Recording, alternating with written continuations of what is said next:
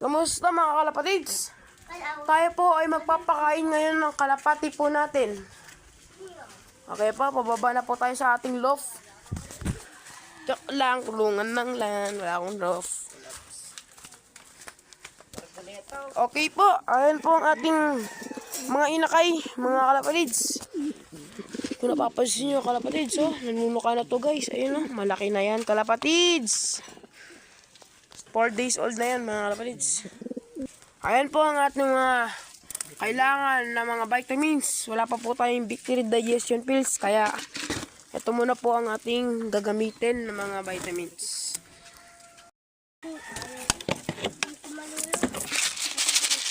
Ito po sa ating normal na breeder po. Ultra 3,000 yun na sir. Ultra 3,000 yung pang manok po, kalapatids at hagibis breeder mix po. Okay po. Sa isang kutsara po, isang kalapate. Sa dalawa. Ito po sa ating mga normal na breeder at dito po sila papakainin. Dalawa lang po sila dyan kalapatids. Syempre, kapish. Bem, huwag ka magano, Bem. Mamaya mahulog cellphone. Tapos ilagay na natin dito yung mga kalapatids. Ay, yung itlog Okay nila. na sila niyan. Yung itlog nila. Nangitlog na yan mga kalapatids. Hindi no, nangingitlog na yan mga kalapatids. At ito naman po ay inakay na po yan. Napisa na. Okay. Okay sa ating normal na breeders, yung normal mix natin.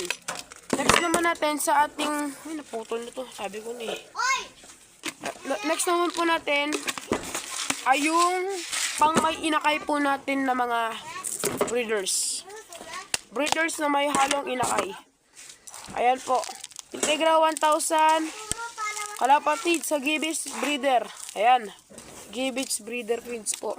Sponsored po ba? Hindi po tayo nag-sponsored kasi po baka naman.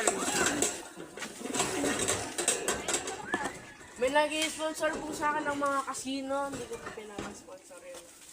Si Kapish po, si Kuya Nyar, pwede po po daw mag-sponsor ng casino po. Hindi po pwede. Iglesia ako. Hindi po pwede. Hindi po pwede. Ito kalapatids, Namatay po yung isda ko. pinapakain ko na po sila. Aray! Nandito yung Ito isda po yung ko. mga inakain nila, mga bossing.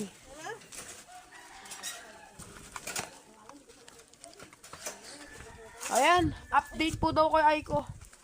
Yung aking ayun ko mga fish ay nawala na. Namaya pa na po siya. Last in peace na po.